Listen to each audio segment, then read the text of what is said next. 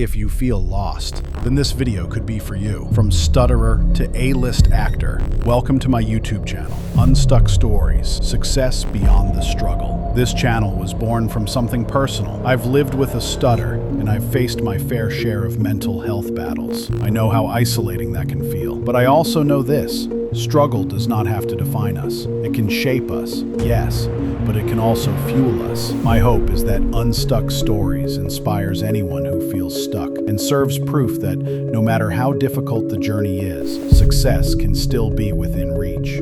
Our very first story is about a man whose name became synonymous with blockbuster cinema, a man who headlined some of the most successful films of all time. But his journey wasn't always destined for stardom. It was carved from hardship. This is the story of Bruce Willis.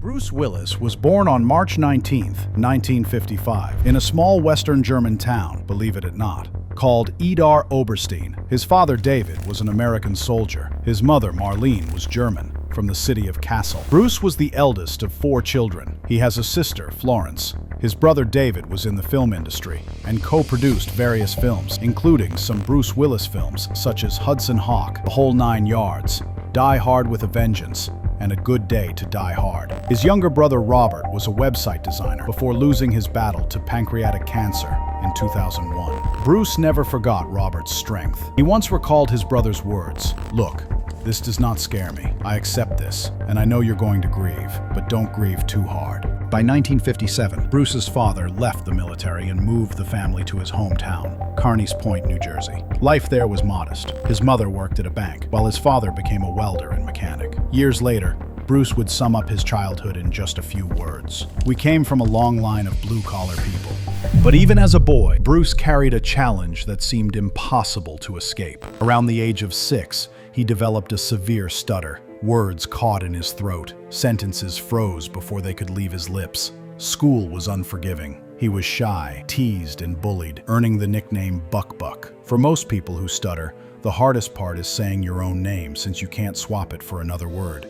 You either get it out or you get stuck. And it looks like for Bruce, that moment was often devastating. Years later, standing before the American Institute for Stuttering in 2016, he admitted, "The hardest thing I remember was being a kid stuttering.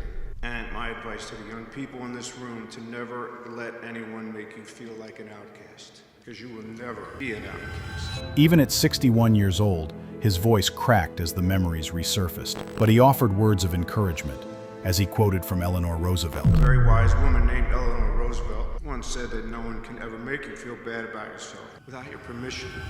Those words moved him to tears, because they carried the weight of a lifetime. From my research, Bruce is what we call a covert stutterer. I am also, meaning that you actively conceal your stutter, disfluencies, from others by avoiding specific sounds, words, and situations to appear fluent, stutter-free to the outside world. Here is Bruce talking about his own stutter. Terrible stutter. Couldn't get a sentence out. It'd be that kind of thing where you'd want to finish my sentence because you'd be waiting for me to say. Just horrible. And out of that came a few things. I got my sense of humor out of that because I said, well, yeah, I stutter, but I can make you laugh. Watch this. I also learned that when I got on stage that I magically stopped stuttering. You still hear a little bit of it in your voice. I mean, everybody has a little bit of a, see that little catch, that little pause is me thinking about what I'm going to say next, so I know. Things began to shift for Bruce in the most unexpected of places, the school stage. It was here, under the bright lights of student plays, that something extraordinary happened. The stutter that had plagued his childhood seemed to vanish. Acting unlocked a hidden strength. Words flowed, confidence surged, and for the first time, Bruce felt truly heard. He once said, "When I started acting, I was a kid with a stutter.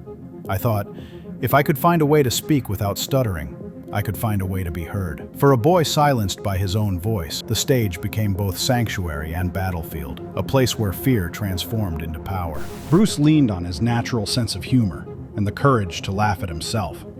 In a way, this could have disarmed the bullies. He was no longer the target. They were part of the joke. That ability to turn pain into comedy would later become a hallmark of his screen presence. By 1973, Bruce graduated from Penns Grove High School. The next steps in life were far from glamorous. Following in his father's blue-collar footsteps, he took a job transporting crews at the DuPont factory. But tragedy struck when a fellow worker was killed on the job. Bruce walked away, unwilling to risk his future in the same way. Bruce was adamant in becoming an actor. He would take on various jobs to support his dream. He was bartending, playing harmonica in a rhythm and blues band called Loose Goose, even working as a bodyguard. The roles seemed unremarkable, but each carried threads of what was to come: the grit, the swagger, the rhythm of performance. But acting kept calling. In 1974, Bruce enrolled at Montclair State College to study drama. There, Professor Jerry Rockwood recognized something special. He encouraged Bruce to not only act, but also seek speech therapy, merging art with science to strengthen both fluency and confidence. It was a turning point. On stage, Bruce starred in Cat on a Hot Tin Roof. His ambition was undeniable, but Willis was restless. After just 2 years, he dropped out, betting everything on himself. He moved to New York City, Hell's Kitchen to be exact, a neighborhood as rough and resilient as Bruce himself. To pay rent, he poured drinks in Manhattan night spots like Kamikaze, Café Central, and Chelsea Central. Behind the bar, he charmed customers with his wit and easygoing personality, unknowingly honing the same charisma that would soon make him a star. His big break came in 1985. Cast as the charming David Addison Jr. in the hit TV series Moonlighting, Bruce Willis exploded onto the scene. The chemistry with co-star Sybil Shepherd, the quick wit, the smirk, it was unquestionable. The performance earned him an Emmy, a Golden Globe, and a reputation as one of television's most magnetic talents. During this time, he was even approached by Seagram's to star in their Golden Wine Cooler commercials, a contract worth between $5 and $7 million, an astronomical amount for a man who had only recently been slinging cocktails behind a bar. But when Willis quit drinking, he walked away from the deal. It was a rare glimpse into his values. Money was never worth more than his integrity. Hollywood soon came calling. His film debut came with Blind Date in 1987, followed by Sunset in 1988, but neither prepared the world for what came next. That same year, Willis took on the role of John McClane in Die Hard.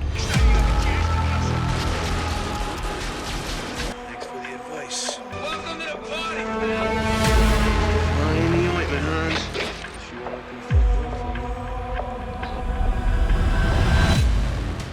It wasn't just a role, it was a revolution. Unlike the muscle-bound action heroes of the time, Willis brought something new: vulnerability, humor, and a very human sense of grit. McClane wasn't invincible.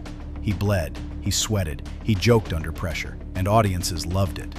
Die Hard grossed over $138 million worldwide and forever cemented Bruce Willis as an action icon. Think about it. Just a few years earlier, he was tending a bar in New York. Now, he was the face of a global blockbuster franchise. The late 80s and early 90s were a whirlwind. Willis voiced the wisecracking baby in Look Who's Talking, starred in the sequel, and even ventured into music, releasing The Return of Bruno, a pop blues album that surprisingly charted in both the US and UK. His single, Under the Boardwalk, climbed to number 2 on the UK charts, proving once again, Bruce Willis could not be put in a box. In 1987, he married actress Demi Moore. Together, they had 3 daughters, Rumor, Scout, and Tallulah. For over a decade, they were Hollywood's golden couple. But by 2000, the marriage ended. Willis later admitted he felt he had failed as a husband and father, but credits his close friend Will Smith for helping him navigate the pain. Remarkably, Willis and Moore remained close, setting a standard for compassion and friendship beyond divorce, something that's rarely seen in modern society. In 2009, Bruce married model Emma Hemming. The ceremony, held in 2009, was intimate, with one surprising pair among the guests: his ex-wife, Demi Moore, and her husband at the time, Ashton Kutcher. It was a quiet reminder of the rare bond Bruce still shared with Demi. Together, Bruce and Emma would go on to have 2 daughters, born in 2012 and 2014. Career-wise, the 1990s were a roller coaster. Hits like Die Hard 2, The Last Boy Scout, and Die Hard with a Vengeance kept him at the top, while flops like Hudson Hawk and The Bonfire of the Vanities tested his resilience. But Bruce never stayed down for long. Quentin Tarantino's Pulp Fiction in 1994 revitalized his career, proving he wasn't just an action star, but a serious actor. Roles in 12 Monkeys, The Fifth Element, and the 1998 blockbuster Armageddon followed, culminating in The Sixth Sense, a performance that showcased a quieter, haunting side of Willis, earning both box office glory and critical acclaim. Over the next 2 decades, he kept reinventing himself, starring in Unbreakable, Sin City, Red, Looper, and of course, revisiting John McClane in multiple Die Hard sequels. He also showed his comedic side in Friends. I'm just a love machine. But you have, baby.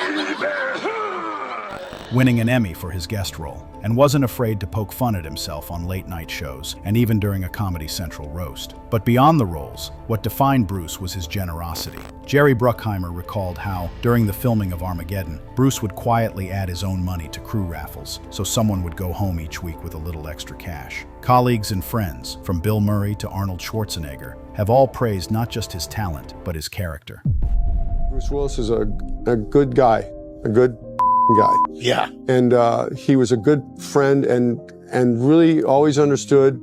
Bruce Willis was a page at NBC. I think that he's will always be remembered as a great star and a kind man and all of that stuff, you know. And I understand that under his circumstances, health-wise, that he had to retire. But in general, you know, we never really retire. I mean, you know, action heroes, they reload. Today, Bruce Willis's films have grossed over $6 billion worldwide, placing him among the top 50 highest-grossing actors of all time. From a boy silenced by a stutter to one of cinema's most recognizable voices, that journey alone is extraordinary. Bruce is a prime example of someone with a vulnerability that did not hold back. He pursued his dreams regardless of the circumstances. He backed himself every step of the way and prevailed. As Bruce himself once said, "Never let anyone make you feel like an outcast, because you will never be an outcast." And so, his story isn't just about action, fame, or box office success. It's about defiance, resilience, and the courage to stand tall, even when your own voice seems determined to hold you back. Bruce Willis, a man who turned silence into strength, and strength into legacy. In recent years, Willis stepped back from acting following a diagnosis of frontotemporal dementia. His family has since used his platform to raise awareness and support research, turning personal struggle into a public good, echoing the resilience and strength that have defined his life. I want to dedicate this video to Bruce Willis and his family. Bruce, thank you for being such an incredible source of inspiration, not just for me, but for millions around the world. Your strength, your courage, and your passion remind us all to never hold back, to chase our dreams relentlessly, and to always believe in ourselves no matter what life throws our way. Thank you for everything, Bruce. You continue to inspire us every day.